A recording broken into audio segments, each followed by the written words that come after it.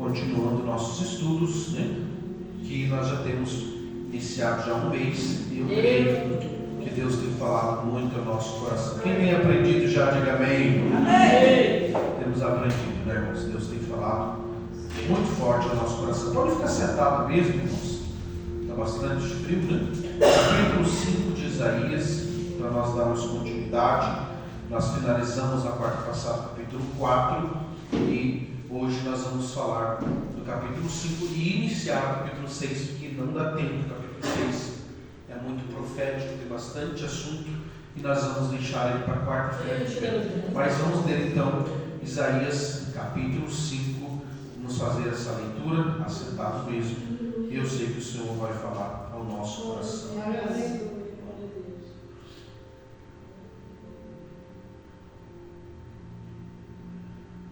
Versículo 20, se eu não quiser ler na tradução Almeida Corrigida, porque essa é minha internacional, diz assim: está na tela?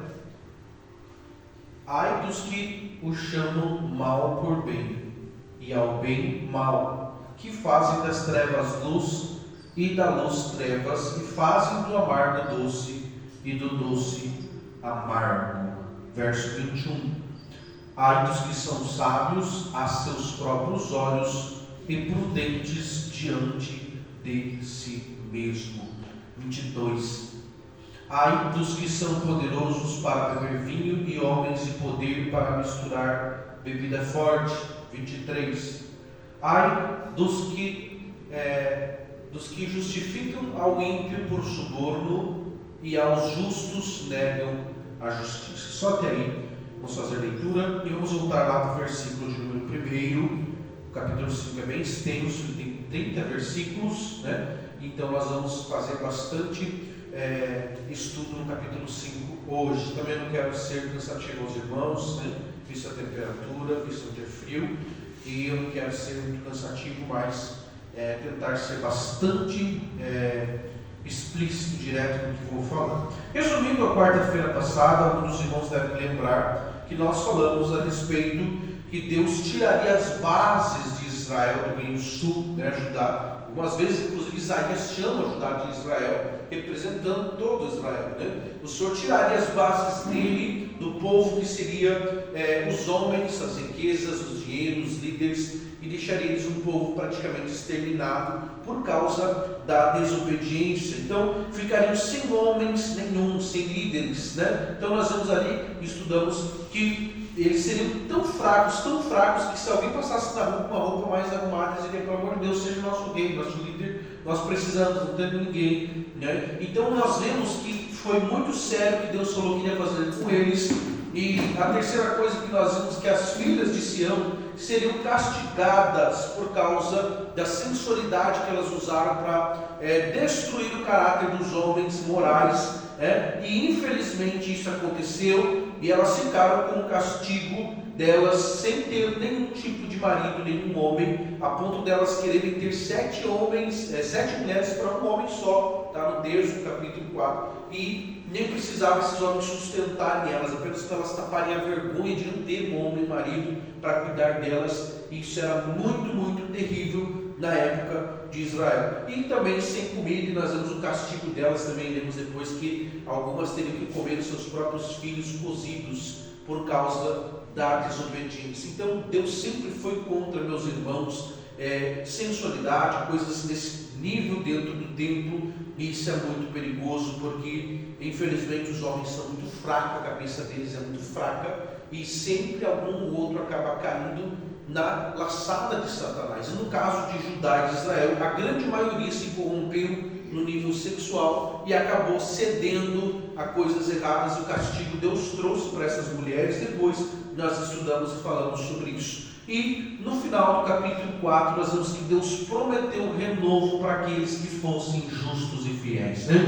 Digam glória a Deus, irmãozinho. Deus prometeu: você que é justo, fique tranquilo, Deus vai cuidar de você. Você que é remanescente, e talvez 2 ou 3 que vieram do cativeiro fiéis ao Senhor se arrependerem, vão provar de um novo tempo, e esse novo tempo seria a glória da última casa que nós vemos e estudamos já falando disso, que eles voltam depois do cativeiro e acabam tendo uma nova construção, um templo mais simples, mas onde eles estavam 100% dedicado a voltar para o Senhor Jesus. Esse é o resumo da nossa quarta-feira passada, e nós vimos coisa mais linda que Deus prometeu. Eu vou voltar a cuidar de vocês. Esse é o final do capítulo 4, né? O Senhor fala: vou cuidar de vocês do jeito que eu cuidei lá no Egito. Quando vocês saíram de lá, de dia eu mandei uma nuvem para proteger do calor, e à noite uma coluna de fogo. Então o Senhor ia reatar com eles o seu cuidado. Então nós iniciamos o capítulo 5, e ele é muito profundo. Nós vamos iniciar fazendo leitura dos 7 primeiros versículos, e quero que os irmãos colaborem, cada um leia um versículo, por favor, visto que nós estamos em poucos irmãos. Por favor, iniciando do versículo 1, nós vamos até o verso 7.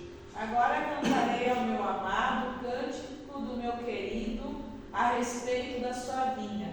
O meu amado tem uma vinha no monteiro fértil. E a cercou e a limpou das pedras, e a plantou de excelentes vides. Ele ficou no meio dela em uma torre, e também construiu nela um lagar, e esperava que desse uvas boas, mas deu uvas bravas. Agora, pois, ó moradores de Jerusalém e homens de Judá, julgai, vos peço, entre mim e a minha vinha. Que mais podia fazer ainda a minha vinha, que eu não tenha feito? E como esperando, eu que desse uvas boas, venha produzir uvas bravas? Pois eu digo a vocês, o que vou fazer com a minha vinha: derrubarei a sua cerca, para que ela seja transformada em pasto, derrubarei o seu muro, para que seja pisoteada. E tornarei o deserto, e não será ocupado, e nem cavado.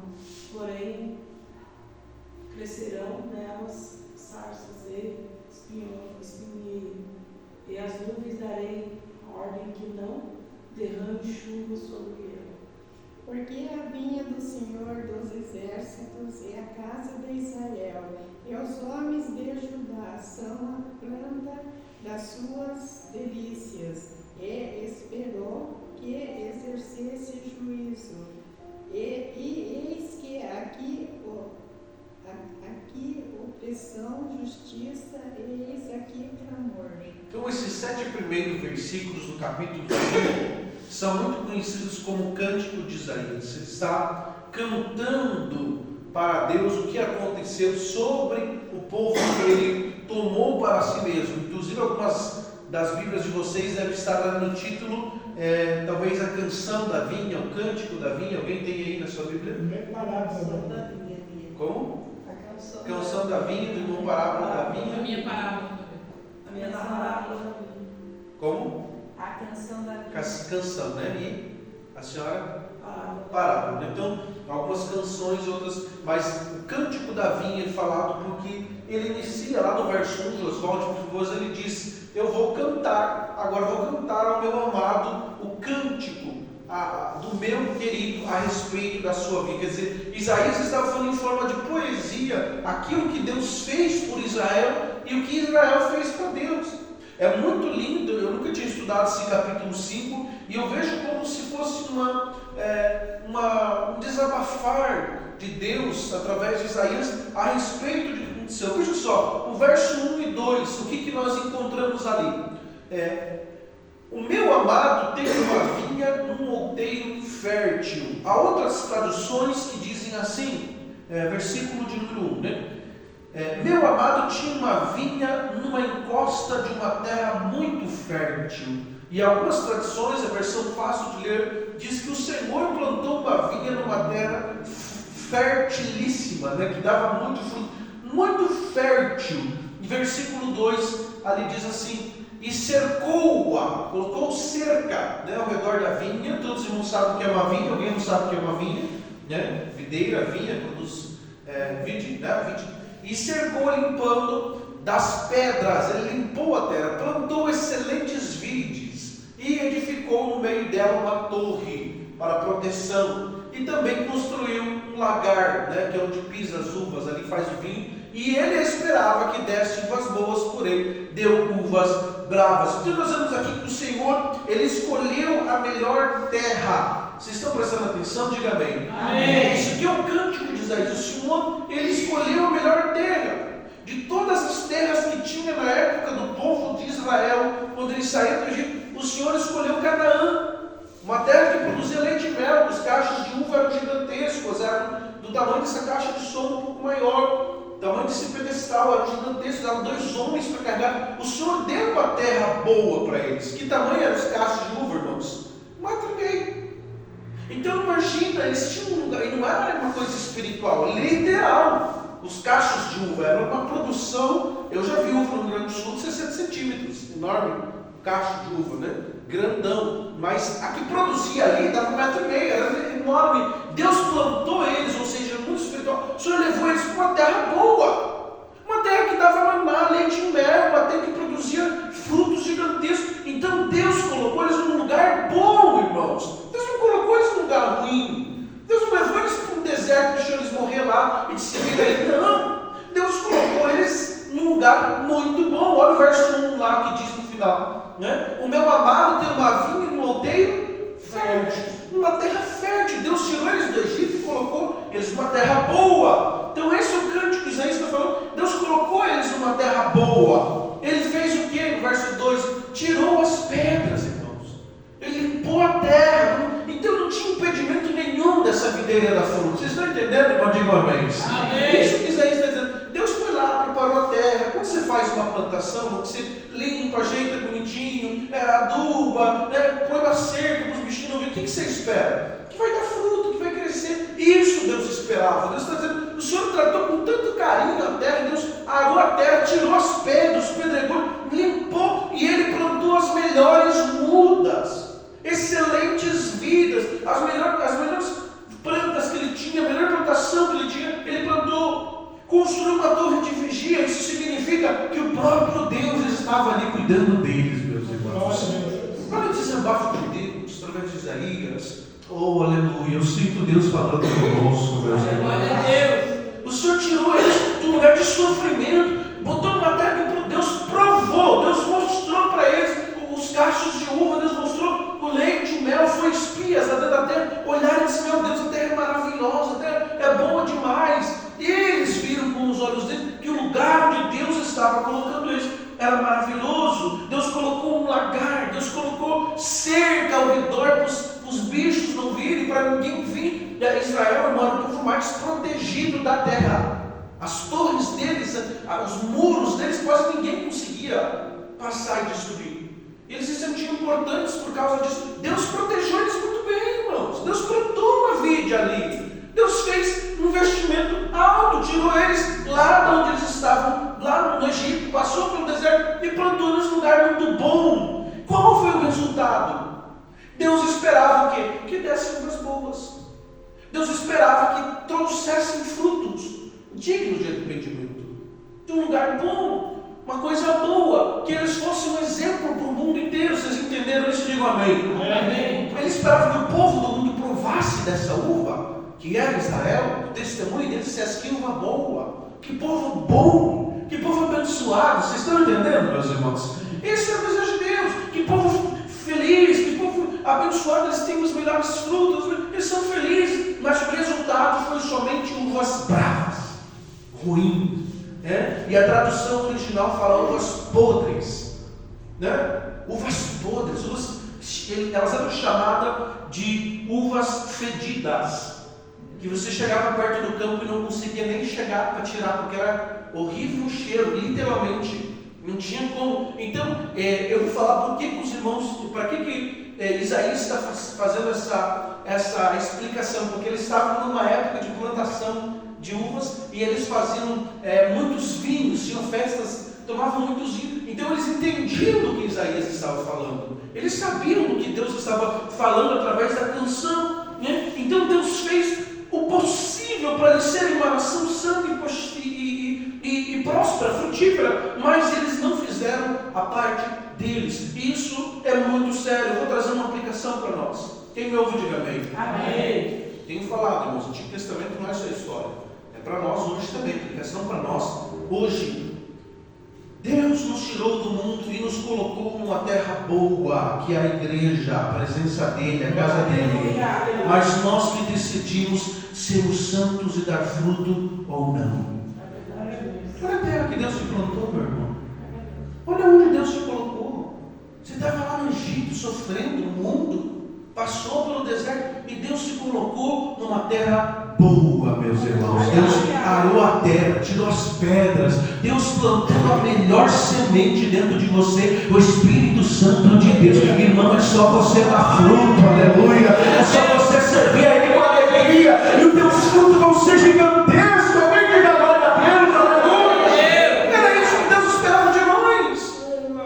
Quando Deus nos faz ir para a igreja e nos converte, Ele espera isso, Ele espera bons frutos, Ele espera olhar para nós e dizer que uva maravilhosa, vai lá pegar a terra, tirar as pedras, limpar, não cercar, porque a Bíblia diz que há uma proteção ao redor de nós quando o diabo nos pega. E a Bíblia diz depois, nós vamos ler que o Senhor, quando castigou eles, tirou essa proteção. Né, irmãos? Então, como é perigoso quando um crente decide não dar frutos. Deus diz assim: eu não vou gastar todo esse tempo, não. A terra é boa demais para deixar uma árvore que não dá fruto. Isso que Deus estava dizendo para eles. E quando produziu fruto, eram frutos podres, frutos fedidos. Isso é perigoso demais, meus irmãos. Nós temos que cuidar, porque nós não podemos pôr a culpa em Deus. Deus já nos colocou numa terra fértil, meus irmãos. Servindo a Deus na igreja santa do Senhor, a terra boa, a terra fértil, a Canaã que Deus te plantou é frutífera, meu irmão. A casa de Deus é frutífera. Tudo que você fizer prosperará. Louvado seja Deus. Aqui é o lugar que você pode produzir frutos. No Egito você não produzia, você não tinha nada de bom. Agora Deus olha para alguns crentes e vê dentro da igreja produzindo frutos podres, com cheiro ruim. Não, meus irmãos, Deus quer sentir o bom cheiro com perfume da nossa adoração. Aleluia! Deus quer olhar para nós e vale a pena plantar isso aí na minha terra. Louvado seja Deus. Aleluia! Isaías profetizou no tempo de festas de vindima, que eu falei para os irmãos, né? Eles faziam muita ingestão de vinho. Não é o vinho que nós temos hoje de embriaguez, né? O suco da uva até hoje é forte demais, é a melhor bebida deles. Jesus multiplicou, inclusive, porque para eles era a mesma coisa. Jesus multiplicou. Acabou a coca na festa, né? Já pensou se cuidar de uma água numa festa? Fica feio, não fica? Então Jesus hoje multiplicaria a Coca-Cola, mas para eles multiplicou o vinho. E eles estavam nessa época de colheita, uma festa de vindima, de ingestão de vinho, que eles provavam os melhores vinhos. Inclusive no sul agora é essa época, né? Dá bastante também. Isso é muito bom. Eles estavam nessa época, eles provavam, bebiam disso, e eles sabiam do que Isaías estava falando. Que essas frutas podres, mesmo numa terra boa, elas não davam. Vocês estão entendendo, meus irmãos? Como se Deus semeou coisas boas? Vocês estão entendendo, irmãos? Sim. Deus estava dizendo para eles: mas como que veio essa fruta brava, ruim, se eu plantei uma semente boa? Então aconteceu alguma coisa com a semente. Não foi o problema da terra, não foi Deus, mas a semente que decidiu ser um fruto ruim.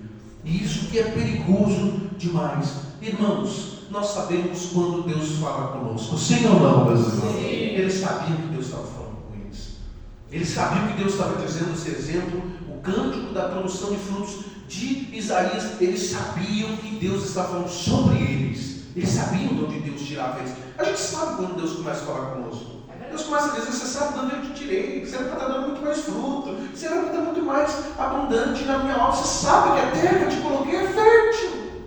Aí a gente diz: não, pelo menos eu não estou lá no mundo. Não, irmão. Para que a gente vai querer uma árvore que não dá fruto nenhum? Uma planta que não presta para dar fruto? Não vai servir, uma hora a gente vai cortar fora. A gente espera fruto, pelo menos uma planta de fruto, né? Se você plantar um pé de laranja, passou 10 anos não deu fruto nenhum, você diz: não presta para nada. Você vai plantar um pé de ameixa, de jabuticaba, sei lá o que, passou anos, você vai dizer: isso aqui não presta para nada. Gastei meu tempo nisso. E isso a gente tem, nós como seres humanos esperamos. Imagina Deus, quando nos tira do mundo e nos salva e põe dentro da igreja. Ele espera que nós tenhamos fruto digno de arrependimento. Louvado seja o nome do Senhor. Versículo 3 é bastante, como é que eu posso usar a palavra? Confrontoso. Bastante confrontoso. Olha aqui para mim, irmão. Agora, pois, ó moradores de Jerusalém e homens de Judá, julgai entre mim e a minha vinha.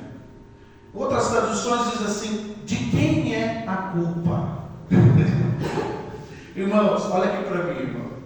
Deus está olhando para o nosso olho e está dizendo assim: de quem que é a culpa de você estar do jeito que você está?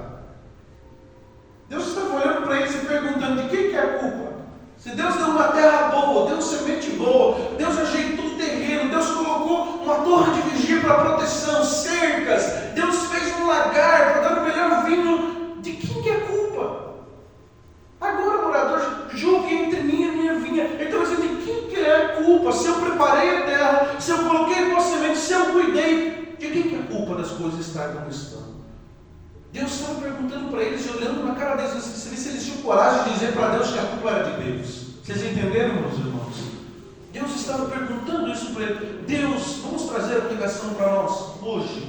Deus te salvou, te colocou numa boa terra que é a igreja, e com boas condições de você crescer. Não podemos culpar Deus pelas nossas escolhas, meus irmãos.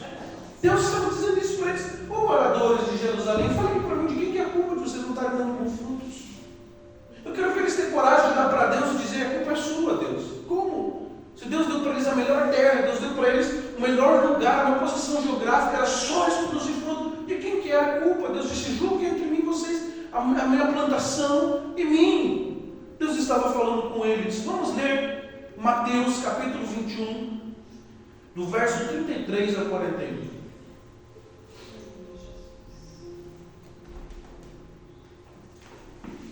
Mateus capítulo 21, do verso 33 ao 41. Sabe quem está citando esse texto aqui de Isaías, irmão? Jesus. Jesus está citando o mesmo texto da canção da Bíblia. 33 até o 41. Eu vou ler para nós ganhar tempo. Preste atenção. Ouvi ainda outra parábola. Houve um homem, pai de família, que plantou uma vinha, circuncidou-a, deu um valado e construiu nela um lagar, edificou uma torre. Quem que falou isso aqui, irmãos? Isaías, acabamos de ler. E arrendou-a a uns lavradores, botou gente para cuidar, e asentou-se para longe. E chegando o tempo dos frutos, enviou seus servos aos lavradores, o resultado da plantação dele, para receber os seus frutos. E os lavradores, apoderando-se dos servos, feriram a um, mataram ao outro e apedrejaram ao outro. Sabe quem que ele está falando aqui, irmãos? Dos profetas. Quando foram buscar os frutos, cadê os frutos de vocês? Os primeiros mataram, os outros não receberam, apoderaram, feriram, mataram, apedrejaram, não receberam. O dono da vinha mandou os seus trabalhadores buscar frutos. Vocês estão entendendo, meus irmãos? Chegaram lá, não tinha. E ainda eles apedrejaram, continuem, nós vamos até o versículo 41. Depois enviou outros servos em maior número do que os primeiros, e eles fizeram o mesmo. Continue. E por último enviou o seu filho. Quem que é que ele enviou, irmãos? Jesus Cristo de Nazaré. Oh, aleluia, Jesus. Jesus está dizendo que Isaías disse: a plantação da vinha que vocês foram colocar era para vocês dar fruto. Mandou os profetas, ó Deus quer o fruto, Deus cobrando o fruto, mandou os servos, e quando chegavam apedrejados, mortos, por último ele disse: eu vou mandar quem? Meu filho. Vamos ver o que eles vão fazer. Pelo menos eles vão ter o quê? Respeito. O que eles fizeram com Jesus? Continua, Jesus. O que eles fizeram? Eles se ordenam. O que vão fazer com ele? Matemos ele. O que eles fizeram com Jesus, irmão? Mataram. E apoderamos da sua herança. E lançando mão dele, o arrastaram para fora da vinha. O que fizeram com Jesus, irmão? Mataram. Eles queriam. Vocês lêem o texto, quando Jesus leu o profeta Isaías no templo pela primeira vez, ele leu: hoje se cumpre essa profecia. Eles queriam matar Jesus, levaram lá para frente do monte e matar, jogar Jesus. Jesus teve que fugir. O mesmo que Isaías tinha falado, profetizado.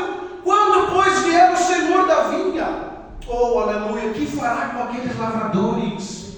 Diz-lhe: dará frondosa morte aos maus e arrendará a vinha a outros lavradores, que a seu tempo lhes deem. Sabe o que Jesus está dizendo? É a vez da igreja do Senhor dar fruto. Aleluia! Oh, aleluia! Você pode glorificar o nome do Senhor? Oh, aleluia! Isso aqui é cumprimento do que Isaías falou. O Senhor foi e tirou eles de lá, porque eles estavam matando todos os servos que iam lá, ou seja, os profetas eles matavam, eles não recebiam. Os servos chegavam e diziam: cadê os frutos? O dono quer os frutos, não tinha. Aí eles mataram. E quando mandaram o filho, mataram também. E depois ele disse: eu vou tirar vocês aqui. Olha o que diz a minha tradução, esse é o versículo 41, né? Diz que eles mataram o filho para ficar, né? 40, né? Diz que eles mataram o filho. Não, 41, desculpa. Fala que ele dará o mesmo castigo a eles, né? Mateus 21, 41 vai dar o mesmo castigo que eles receberam para aquelas pessoas, né? Então isso é perigoso. Dará afrontosa morte, né? Então ele vai dar o mesmo castigo. E arrendará a vinha a outros lavradores. Você está aqui, você é um deles hoje. Você é o que dá fruta do Senhor. Oh, aleluia, você está entendendo isso? Não era para eles lá serem meninos dos outros. Eles não quiseram, eles mataram o filho do homem, do dono da vinha. Eles fizeram coisas terríveis com os profetas. Eu disse: então eu vou tirar vocês e eu vou dar para outros lavradores. Louvado seja Deus, nós estamos aqui. Aleluia. Volta lá para o verso 3 de Isaías, capítulo 5. Então o Senhor estava dizendo para eles que a culpa não era de Deus. Eles não produziram o fruto que eles não quiseram. Eles não foram santos, justos com Deus, porque eles não quiseram. Julga entre mim e vós. A minha vinha, o Senhor estava dizendo: vocês têm coragem de falar que fui eu que fui o culpado? Não. Versículo de número 4. O que mais se pode fazer da minha vinha? Isso aqui mexeu muito comigo, irmão. O que mais eu posso fazer pela minha vinha? Irmão, que eu não lhe tenha feito. Porque esperando eu desse uvas boas, venha dar uvas bravas. Isso que o Senhor está dizendo, falando assim: eu não tenho mais o que fazer para vocês. Não só de Deus nos tirar dos vícios, das drogas, da prostituição, do tabagismo, do alcoolismo, de tanta coisa desse mundo, e nos colocar numa terra boa, irmão. Já era para avançar mais do que feliz na presença de Deus. Israel não tinha nada, Israel comia resto, era escravo. E Deus deu para eles a melhor terra. Irmão, você era escravo de Satanás. Hoje você está na melhor terra. Aleluia. Louvado seja Deus. O Senhor está dizendo: o que mais que eu vou fazer por vocês? Aleluia. E a gente espera Deus fazer mais para nós dar fruto. É isso que Deus está dizendo. O que vocês querem mais para vocês dar fruto? O que mais você quer que Deus faça? Você já está numa terra boa, só deu fruto. Ele está cuidando de você. O que mais pode se fazer por eles que eu já não tenha feito? Deus já tinha dado todas as condições para a vinha dar fruto. Israel não faltou, irmãos. Eles tiveram o melhor palácio, tiveram Salomão, tiveram o melhor rei Davi, tiveram a maior riqueza, eles tiveram tudo para dar bons frutos. Mas não deram. Aplicação para nós: o que mais você quer que Deus faça por você? A terra que Ele te colocou já é boa para você dar frutos, meus irmãos. É você que deve orar, é você que deve vigiar, é você que deve dar fruto. O que Deus fazer por nós, irmão? Deus já fez. Deus nos deu a oportunidade de estar na terra boa, na presença de Deus. Quem mais trabalha, quem mais dá a terra, quem mais o que, irmão? Colhe fruto. Vocês estão entendendo isso, meus irmãos? Mas nós ficamos sentados esperando Deus nos dar os frutos, não é isso que Deus está dizendo? Não, eu já tenho a terra boa. Deus já nos colocou na igreja para adorar, buscar a presença de Deus, ler a palavra do Senhor, se consagrar. É nós que produzimos os frutos nessa terra, meus irmãos. A terra boa que Deus nos colocou. E aí Deus, olha, eu esperava bons frutos, mas veio, reclamando do culto. Só reclama da vida, né? Meu Deus, que terra é essa que a pessoa não colocou? Lugar é esse que o Senhor está dizendo? Vai cavar, vai semear, você vai colher os seus frutos na terra boa que eu te coloquei. Na terra é boa, irmãos, vocês estão na presença de Deus. Aleluia. Vamos semear, vamos arar, vamos orar, vamos clamar, e nós vamos dar bons frutos na presença de Deus. Vamos colher as bênçãos de Deus. O Senhor diz: eu esperava, estou esperando coisa boa, mas está dando uva ruim, uva brava, de mau cheiro. Vamos ler do verso 5 ao 7. Agora, pois, vos farei saber o que eu hei de fazer à minha vinha. Tirarei a sua serve é um murinho de proteção, né? Cerquinha, para que sirva de pasto. Derrubarei a sua parede, para que seja pisada. E a tornarei em deserto, e não será podada nem cavada, porém crescerão nela sarças e espinheiros, e às nuvens darei ordem que não derramem chuva sobre ela. Verso 7. Porque a vinha do Senhor dos Exércitos é a casa de Israel. Agora, Isaías está dizendo o que é a vinha. Está dizendo, é a casa de Israel. E os homens de Judá são as plantas que o Senhor plantou. Né? E esperou que exercesse juízo. Eis aqui opressão, justiça, eis aqui clamor. E isso é muito, muito sério, meus irmãos. O que ele está falando são consequências deles não valorizarem a terra que Deus colocou eles. Deus não vai perder a boa terra por causa de frutos ruins da videira. Vou repetir isso aqui, meus irmãos, para você prestar atenção. Deus não vai perder a igreja por causa de quem não quer dar fruto, meus irmãos. Vou repetir, porque Deus é para nós, irmão. Deus não vai deixar a igreja fechar, a igreja parar por causa de gente que não dá bom fruto na terra. O Senhor está dizendo, sabe o que eu vou fazer? Vou tirar a cerquinha, vai crescer mato e vai vir gente pastar. Eu vou fazer a terra voltar de volta para mim poder plantar uma outra coisa. Se você está vendo que tem um lugar que você plantou uma coisa que não dá fruto, anos e anos, você vai rega, você gasta com adubo, você vai, não dá em nada, o que você vai fazer? Arranca fora! Isso aqui não vai prestar para nada, porque o Senhor está dizendo que eu não vou perder essa terra boa aqui por causa de uma árvore que não dá fruto. A igreja não vai parar com o Senhor não dá fruto. Se eu não quiser vir para o culto, eu concordo com metade da igreja que vem. Né? Se eu não quiser dar fruto, o Senhor sempre tem árvore para plantar na terra boa, meus irmãos. Agora é melhor nós dar fruto, nós temos que dar fruto. Nós temos. O maior perigo para a vinha é quando Deus tira a sua proteção.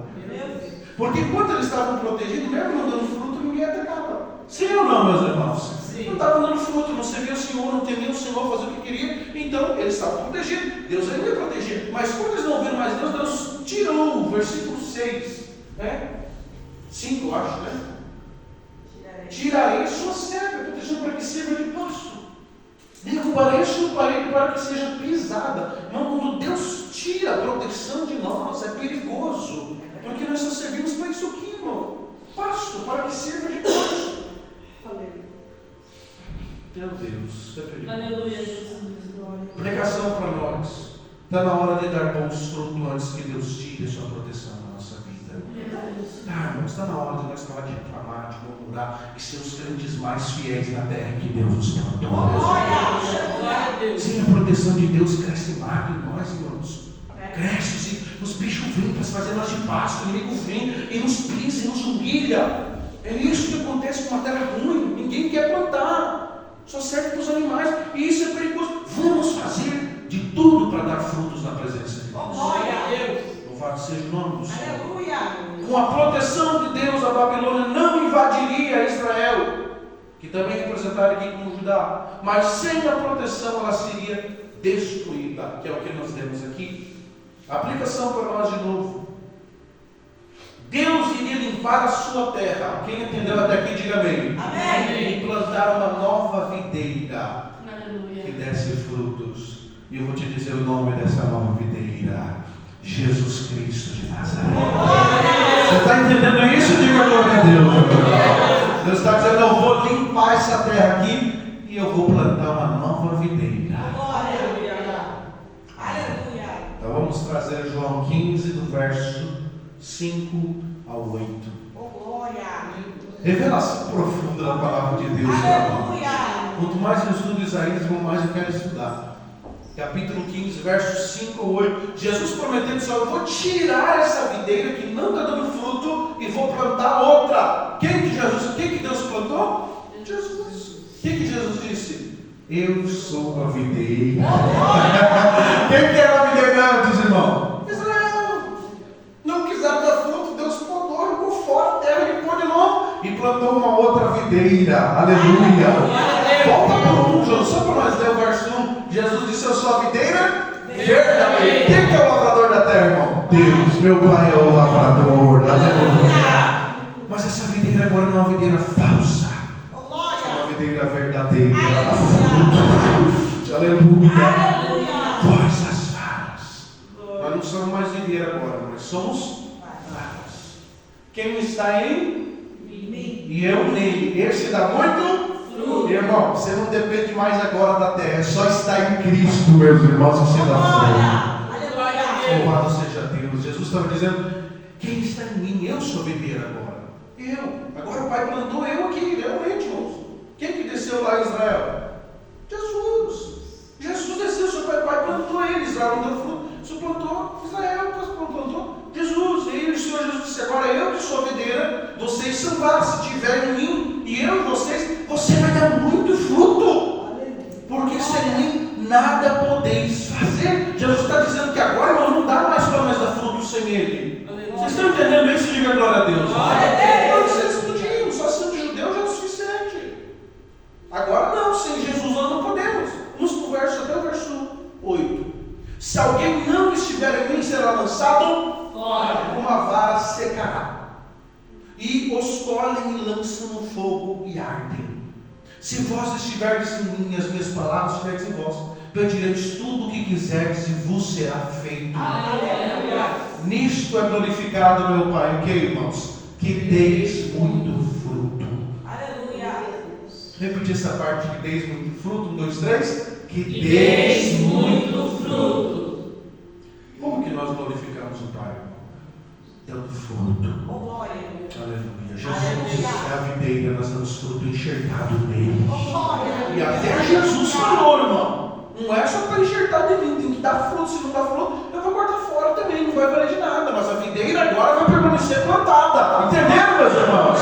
Mas o Pai jogou fora a videira e tudo, não presta para nada. Ele plantou. E isso é revelação de Isaías para os dias de hoje. Jesus está usando o texto de Isaías. Jesus. Aplicação: se você não der frutos, ainda há uma esperança. Tem a videira verdadeira, que é Jesus Cristo. Sem Jesus nós não conseguimos dar frutos. Com Jesus nós conseguimos. Nos dias de hoje o Pai não destrói a videira, porque é Jesus, mas Ele corta fora os galhos que não dão frutos. Quantos, irmão? O Senhor tirou, era um jambuzeiro bravo, como disse, né? Era uma vara ruim que não dava fruto de jeito nenhum. O Senhor pegou e enxertou em Cristo. E agora nós podemos dar fruto, nós só não damos fruto se não queremos. Então nós precisamos entender isso no que Deus investiu em nós. Diga glória a Deus, aleluia. Deus investiu em nós.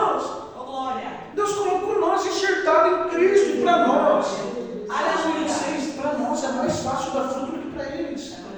Para nós estamos em Cristo. Cristo é só estar enxertado nele que o fruto é automático, meus irmãos. E eles não têm que dar fruto sozinhos. Como? Lei e graça.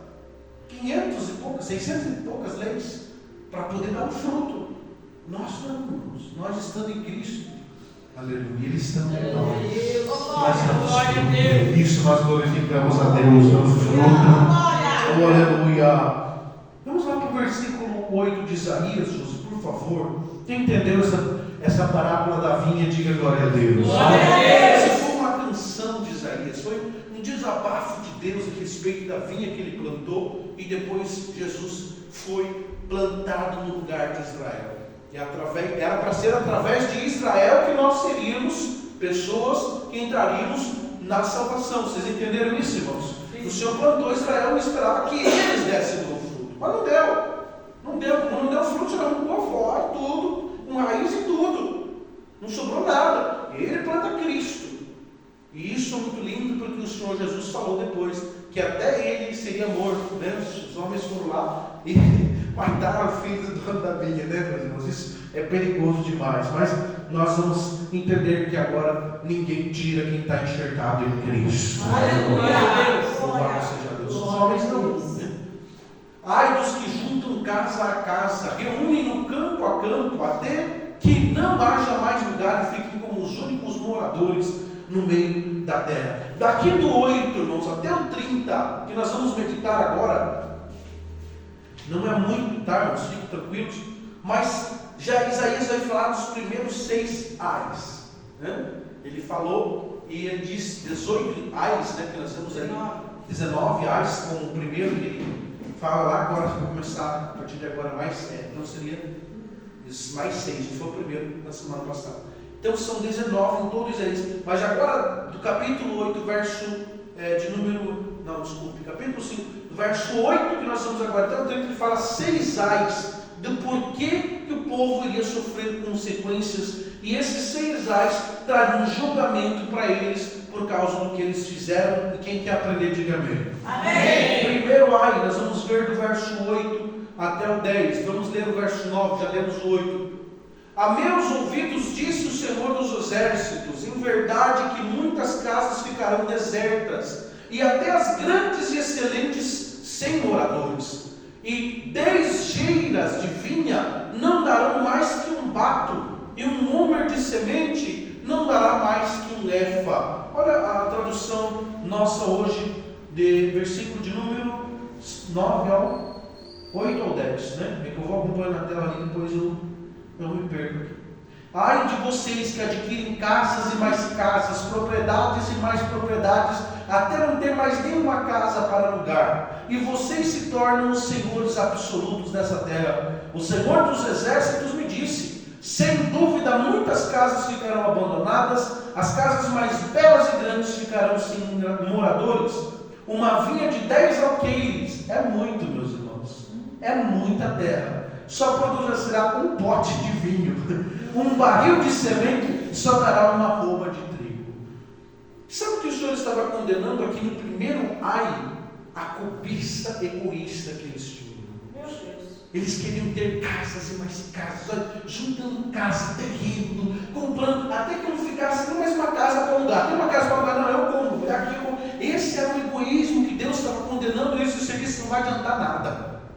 Não vai dar. Até as casas mais bonitas daí de Israel, olha lá no 9, né? Até as casas mais grandes, mais lindas, ficarão desertas. Irmão, do que adianta nós ter muitos e muitos bens sem a presença do dono da vida? Não adianta nada. O Senhor vai dizendo, as casas mais excelentes vão ficar sem moradores. Meu Deus. Não é melhor nós morar num barraquinho velho. A nossa casa tem 44 metros quadrados. 44 para o outro. Não é nem 45. Nem 45. Mas o dono da vinha está enxertado com nós lá dentro. Glória a Deus. Ele está lá junto com nós e nós estamos lá. Então não é muito possuir, isso é perigoso. Ai, irmão, Jesus estava dizendo, o Deus estava dizendo, ai daqueles que estão atrás de bens e se tornando egoístas, cobiçosos. O primeiro ai que eles receberam foi por causa do materialismo e da injustiça que eles cometiam. Versículo 10, por favor. Deus disse: vocês vão produzir, vocês vão ter 10 alqueires de terra. E aí, a minha tradução traz a tradução: não vai produzir um pote de vinho. Imagina, irmão, 10 alqueires de terra. Quanto que dá? Um alqueire hoje de terra é muita coisa. 10 alqueires não produzir um pote. Não vai produzir. Um homer ou um barril, né? A tradução: um barril de semente de trigo não vai dar uma arroba, não vai dar nenhuma produçãozinha assim de trigo. E isso é muito perigoso, que era consequência do egoísmo e do materialismo. 24 mil metros. 24 mil metros de terra, irmão, não produzir 1 hectare. 1 hectare. Tá? Aqui. Então são 240 mil metros de terra. Né? 10 hectares são aproximadamente 240 mil metros. E Isaías estava dizendo que não ia produzir um pote de vinho. Você tem ideia do que é isso, irmão? Um potezinho de vinho. Isso é uma consequência das cobiças, do materialismo e da injustiça que eles cometiam. Quem se lembra aqui que eu falei da lei do jubileu? Quem lembra? Eu vou dar um presente se eu me lembrar fora Júlio. Já ensinei aqui no outro profeta. Não, que eu não preciso gastar com presente. O jubileu de 50 em 50 anos era lei. Se o Antônio tivesse perdido a terra dele para a minha família em dívida, quando completasse 50 anos eu tinha que devolver para a família dele as terras. Era a lei de Deus. Porque assim sempre o povo de Deus teria terra para viver. Vocês entenderam, meus irmãos? E nem no jubileu, eu estudei isso hoje no comentário bíblico, eles não devolviam mais. Passavam 50 anos e aí acontecia o versículo de número 8. Eles ficavam com todas as terras. Campo a campo eles iam tomando, ficavam um com muitas posses e famílias pobres e mais pobres. quando Deus disse: vocês vão ser felizes, abençoados, mas ninguém vai poder tomar nada do outro. Deus não gostou disso, uma cobiça, um materialismo tomou conta. Isaías disse: ai de vocês que estão fazendo isso. De vocês que estão fazendo isso. É perigoso demais. Segundo ai, versículo 11 até o 12. Ai dos que se levantam pela manhã e seguem a bebedice e continuam até a noite, até que o vinho os esquente. Agora no inverno, né, irmãos? Nós não temos isso, graças a Deus, né, irmão? Vou tomar um vinhozinho para me aquecer, né? Lá no mundo eles fazem isso, irmãos, né? E as harpas botam música, tamborins, gaita e o vinho nos seus banquetes, e não olham para a obra do Senhor. Irmãos, não olham para a obra. Isso que eram os sacerdotes, irmãos. Ficavam enchendo a cara o dia inteiro com vinho, o dia inteiro para se esquentar, né? E não lembravam das coisas de Deus e nem consideravam as obras das suas mãos. Ah, não tem problema não, vou tomar isso aqui porque eu preciso me esquentar um pouco. E eles entravam de manhã cedo até a noite bebendo. Não é o mundo, irmão. Deus não está condenando o mundo aqui. Deus está condenando a vida dele, que ele plantou numa terra boa. Então, no segundo ai, a consequência deles era embriaguez. Ai de vocês que vivem enchendo a cara. Versículo de número, vamos ler até o verso 17, esse é o segundo ai. Portanto, meu povo será levado cativo por falta de entendimento, e os seus nobres terão fome. O que o Senhor está falando? Esse povo que ficava bebendo o dia inteiro nesse lugar, a obra de Deus, fazendo o que era certo, e a sua multidão se secará de sede. 14. Portanto, o inferno grandemente se alargou, meus irmãos. Você sabe o que Deus estava dizendo? Teve que aumentar o inferno porque esse povo ia para lá. Não, eu não estou lendo besteira, você está lendo aqui. Portanto, o inferno grandemente abriu a sua boca desmensuradamente, e para lá descerão o seu esplendor e a sua multidão, e a sua pompa. Sabe o que é essa pompa? Mas são sacerdotes, bebendo, enchendo a cara, fazendo isso assim. O inferno aumentou por causa de vocês, perigoso. E a sua multidão, sua pompa, e os que entre eles se alegram. Eu vou ler para os irmãos a nova versão internacional, que é a que eu tenho aqui, versículo 14. Por isso o Sheol, está aqui na minha tradução, que é mundo dos mortos, aumenta o seu apetite e escancara a sua boca. Para dentro dele descerão o esplendor da sua riqueza e da sua glória. E o seu barulho é que diverte ele. A versão portuguesa é forte. O mundo dos mortos já está esperando impaciente, de boca aberta. Os ricos de Jerusalém, com todo o barulho das suas festas, os que viviam bêbados e alegres na cidade, para lá descerão. É eu que estou falando, irmãos? É a Bíblia. O Senhor está dizendo: o inferno está feliz com a atitude de vocês. O inferno está feliz, abriu a boca, está esperando vocês. Deus falou isso para eles através de Isaías. Vocês acham que nesse futuro, nas mensagens, porque você não escutou Isaías pregando no meio do povo? Também não queria ser cerrado no meio depois do homem, né, irmãos? O inferno aumentou por causa de vocês. A boca está grande. Irmãos, louvado seja Deus que nós estamos em Cristo. Vamos dar fruto, meu Deus. Jesus falou isso: quem não dá fruto vai ser cortado. E onde que é lançado vai no céu? Inferno. Mesma coisa. Jesus falou isso, irmão. O gado que não der fruto vai ser cortado e lançado lá. Então, olha o perigo, irmãos, que a embriaguez deles trouxe para a vida deles. Porque um povo, sendo líder de Deus, da parte de Deus, fazer isso, o Senhor está garantindo passagem para eles reto para o inferno. Esse é descer de toboca, né? Versículo seguinte: então o plebeu se abaterá e o nobre se humilhará, e os olhos dos altivos se humilharão. Porém o Senhor dos exércitos será exaltado em juízo, e Deus, o Santo, será santificado em justiça. Versículo 17. Então os cordeiros pastarão como de costume, e os intrépidos comerão dos lugares devastados pelos gordos, né? Então, irmãos, o juízo que Deus traria para eles seria terrível. Versículo, tradução de hoje, 17. Então ovelhas pastarão ali em sua própria pastagem, cordeiros comerão nas ruínas dos ricos. Sabe o que o Senhor estava dizendo? Tudo aquilo que é dos ricos ia ficar para os irmãos simples, que eram fiéis ao Senhor, e eles poderiam comer bem. Os gordos poderiam comer bem, porque os ricos iam ter sido tudo preso, teriam ido para o cativeiro, e como nós falamos no capítulo anterior, serão cuidados por Deus. Versículo de número 18, terceiro ai. E esse aqui é perigoso, irmãos. Tem que cuidar para alguns de nós não estar nesse terceiro ai. Ai dos que puxam iniquidade com as cordas de vaidade, e o pecado com tirantes de carro. 19. Ele diz: avie-se e acabe a sua obra para que a vejamos, e aproxime-se e venha ao conselho do Santo de Israel para que conheçamos. Vocês talvez não entenderam como eu de princípio, mas eles estavam debochando da profecia. Eles estavam zombando da profecia de Isaías. Eu quero ler aqui na nossa tradução. Ai dos que se prendem à iniquidade com cordas de engano e ao pecado com cordas de carroça. E dizem que Deus apresse a realização da sua obra para que a vejamos. Olha o deboche deles, irmão. Deixa que Deus faça lá o que Ele tem que fazer. Meu Deus. Olha, irmãos, o deboche deles. Olha o deboche deles.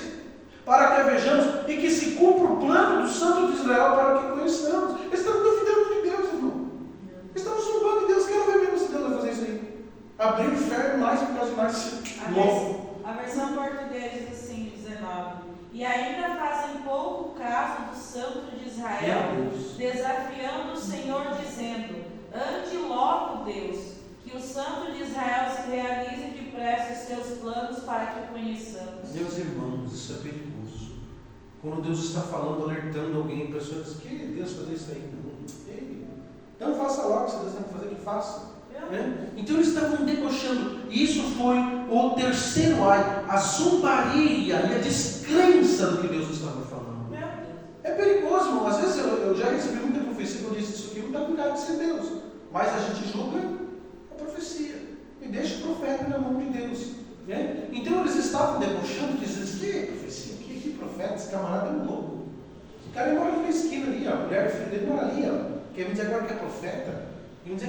Então eles estavam debochando, e isso foi um dos ais. A consequência viria, quarta consequência, quarto ai, versículo 20. Olha só aí no versículo 20, vamos ler. Ai dos que ao mal chamam bem, que nós lemos, e ao bem mal, inverteram as coisas, que fazem das trevas luz e das luz trevas, e fazem do amargo doce e do doce amargo. O quarto ai seria a corrupção da moralidade. Meu Deus. Passaram em cima do erro, aceitavam o erro. E aqui nós temos um exemplo que nós temos nos dias de hoje. Se nós falarmos contra o homossexualismo, contra algumas coisas que a gente sabe que é errado, nós que somos errados. Nós que somos preconceituosos, nós que somos pessoas que não prestam para estar na sociedade. Se você pegar hoje um homicida, pegar uma pessoa que fez coisas terríveis, os direitos humanos são o direito da pessoa, um ser humano igual a nós, que não podemos fazer mal nenhum. E hoje não é diferente. As pessoas invertem o que é certo e o que é errado. Os crentes que são certos demais. E aqui eles estavam aceitando coisas erradas, eles estavam, inclusive, passando a mão nisso. Ai dos que chamam o mal bem e chamam o bem de mal. Eles estavam invertendo isso. Deus iria cobrar isso deles. Então, o quarto ai seria a corrupção da moralidade deles. Quinto ai, versículo 21. Ai dos que são sábios a seus próprios olhos e prudentes diante de si mesmo. O mais sábio e inteligente que você seja, irmão, nunca faça nada sem consultar o Senhor. Aleluia. Quando a gente começa a fazer alguma coisa pelo nosso próprio jeito, você diz: então se vire. Já que você é tão bom, você não precisa de mim. Então isso é perigoso, porque o Senhor condenou eles pela arrogância e orgulho. Ai dos que são sóbrios, sábios aos seus próprios olhos, prudentes diante de si mesmo. O camarada vai lá no espelho e ele só diz assim: mas tu é inteligente, né? Meu Deus do céu, você sabe demais. O que ele está fazendo? Vocês são muito bons o que vocês fazem. Ninguém fez isso aqui, né, irmãos? Graças a Deus. Não se olhar no espelho, é como você é bom, né? Você sabe demais, você é inteligente demais. E isso eles estavam fazendo, e Deus condenou essa arrogância e orgulho deles. Seria o quinto ai, só nesse capítulo, irmãos. Sexto, verso 22 e 23. Está aí, vamos ler. Ai dos que são poderosos para beber vinho e homens de poder para misturar bebida forte, dos que justificam ao ímpio por suborno e aos justos negam justiça. Meu Deus. Sabe o que eles estão fazendo, irmão? Eles enchem tanta cara de vinho, né? Eles enchem tanta cara que eles aceitavam o suborno dos ímpios e condenavam quem era justo, porque não tinham dinheiro para pagar. Negavam justiça. Então, isso seria o sexto ai.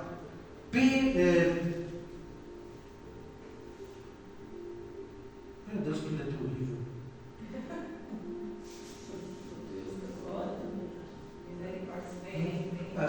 Consegui ler. Perversão da justiça. Né? Então, eles apodreceram a justiça. Se você tivesse dinheiro para pagar, você ganhava a causa. Se não tivesse, você era condenado sem nem mesmo ter direito de julgamento. Porque eles ganhavam mais dinheiro, eles compravam mais terra, eles viviam mais bem, eles ganhavam mais poder, eles continuavam enchendo a cara e estavam debochando ainda por cima dos profetas que vinham, e isso era o perigo que eles tinham. Vamos ler de 24 ao 30 a consequência de tudo, de todos esses ais. Por isso, como a língua de fogo consome a palha, e o restolho se desfaz pela chama, assim será a sua raiz, como não ia sobrar nem a raiz da vinha. Deus não ia deixar nada. Assim será a sua raiz, como a podridão, e a sua flor se esvaecerá com pó, porquanto rejeitaram a lei do Senhor dos exércitos e desprezaram a palavra do Santo de Israel. 25.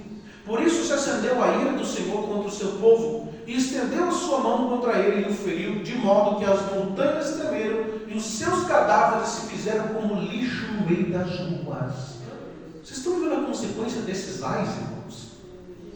Com tudo isto, não tornou atrás a sua ira, mas a sua mão ainda deixou. Olha aqui, porque esses versículos grandes, eles não aparecem completos. Por tudo isso, a ira do Senhor se acendeu contra o povo e se levantou a sua mão para os ferir. Os montes tremeram e os seus cadáveres estão como lixo nas ruas. E apesar de tudo isso, a ira dele não se desviou e a sua mão continuou erguida. 26. E ele arvorará o estandarte para as nações de longe e lhes assobiará para que venham desde a extremidade da terra. Irmão, isso aqui eu achei engraçado. Deus vai fazer assim com o povo que destruir ela. Ele destruiu isso aqui. Irmão, isso é verdade. Deus vai dar um subiu, vem aqui. Destrói esse povo aqui. Não, vocês não estão entendendo. Ele ia dar um subiu. Vem aqui, pode destruir eles aqui. Para que venham desde as extremidades da terra. E eis que verão apressurada e ligeiramente. Eles iriam rápido, eles não nem ver. Né? Olha que coisa tremenda, irmãos, aqui. Meu Deus do céu. Vamos ler o versículo seguinte. Não haverá entre eles cansado nem que tropece. Irmão, você sabe o que é isso aqui? Deus vai dar força para o inimigo destruir Israel. Força. Deus vai dar força para eles destruírem o povo. Não haverá entre eles cansado nem quem tropece. Ninguém tosquenejará nem dormirá. Não se lhes desatará o cinto dos seus lombos, nem se lhe quebrará a correia dos seus sapatos. 28. As suas flechas serão agudas e todos os seus arcos retessados. Os cascos dos seus cavalos serão reputados como pederneiras e as rodas dos seus carros como redemoinho. O seu rugido será como do leão, rugirão como filhos do leão, sim, rugirão e arrebatarão a presa, e a levarão e não haverá quem a livre, e bramarão contra eles naquele dia, como o bramido do mar. Então olharão para a terra, e eis que só verão trevas e ânsia, e a luz se escurecerá nos céus. Deus permitiria que o inimigo viesse com força contra eles, e Deus daria essa força para os inimigos destruírem, até os cavalos não terem ferradura boa. O que Deus ia fazer, irmãos? Por causa da injustiça que eles estavam cometendo. Capítulo 6. Nós só vamos ler o verso 1 e vamos finalizar. Porque não compensa nós estudarmos o capítulo 6, que é tão precioso, em apenas 15 minutos. Não. Ele é muito precioso. É a visão mais forte, uma das mais fortes que Isaías teve. Então Isaías vai lá e traz aquela canção do Senhor, aquele cântico sobre a vinha, os ais, as consequências do que eles estavam fazendo. E depois que ele faz isso, eles debocham deles, não recebem as profecias de Isaías. E no capítulo 6, parece que alguns teólogos dizem que Deus deu essa visão para Isaías porque ele não estava dando muito crédito no chamado dele. Quem está acordado, diga amém. Imagina, irmão, você vai lá dar uma profecia e desce para o povo. E o povo debochando na tua cara. Você vai dar muita vontade de você continuar profetizando? Sim ou não, irmãos? Sim ou não, irmãos? Vai se mandar. Porque essa é uma coisa, eu vou me mudar. Mas aí a Bíblia diz que no ano em que morreu o rei Uzias, esse homem ficou 52 anos no reinado. Eu vi também ao Senhor, no mesmo ano, eu vi também ao Senhor assentado sobre um alto e sublime trono, e o seu séquito enchia o templo. E nós vamos falar isso na próxima quarta-feira. Eu só quero introduzir. Deus, Ele dá a visão que mudou Isaías para sempre. Daqui em diante, Isaías profetiza mais 40 anos.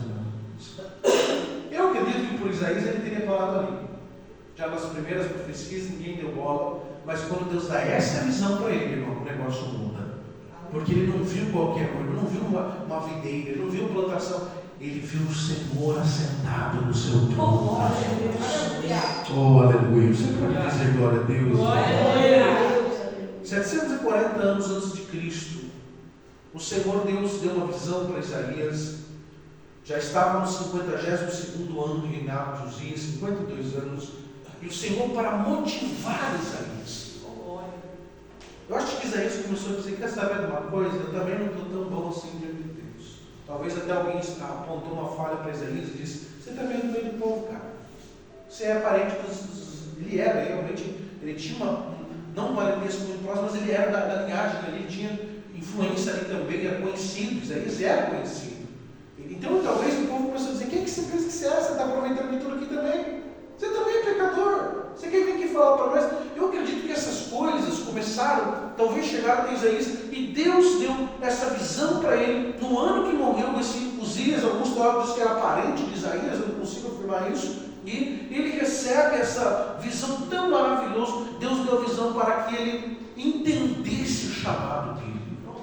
E agora eu vou trazer uma aplicação para nós e nós vamos finalizar. Deus vai te dar uma nova visão das coisas. Glória a Deus. Vamos repetir isso aqui? Ninguém está entendendo o que está acontecendo na tua vida. Deus vai te dar uma visão, Deus vai te mostrar por que eu te chamei, por que eu te coloquei até aqui, até agora. Porque talvez na mente de Isaías ele disse: meu Deus, por que eu? Para que tudo isso? Não podia escolher outro no meio dos milhões e dizer que profeta, um sacerdote, alguém. Eu, Isaías, não sou ninguém. E Deus disse: vem cá que eu vou te mostrar quem está te chamando. Vem cá que eu vou te mostrar quem te escolheu para você ser um profeta. Aí o Senhor dá uma visão para ele da grandeza do seu trono e de quem ele é. Irmão, Deus vai dar uma visão nova das coisas para você. Você recebe isso para você nessa noite?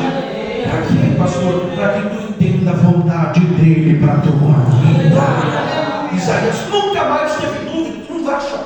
Em um versículo sequer, até o final do capítulo 66, ele morreu cortado no meio, sabendo quem era o Deus que ele estava servindo.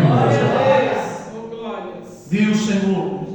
Trata-se de uma visão do resplendor da glória de Deus. Ele não viu o rosto, tá, irmãos? João capítulo 1 diz que ninguém viu o rosto, mas ele viu a grandeza da glória do trono de Deus. Ele viu isso. Como que você vai ter medo de fazer a vontade de Deus depois de ter uma visão dessa? Um alto e sublime trono, e esse trono era tão profundo que a orla do manto do Senhor enchia o templo inteiro que ele estava sentado. Isso fala de realeza, de majestade, de autoridade. O templo estava cheio do esplendor da glória de Deus. A visão do trono de Deus fez Isaías entender o porquê Deus o havia chamado e estaria tratando o seu povo assim. Vamos nos pôr de pé.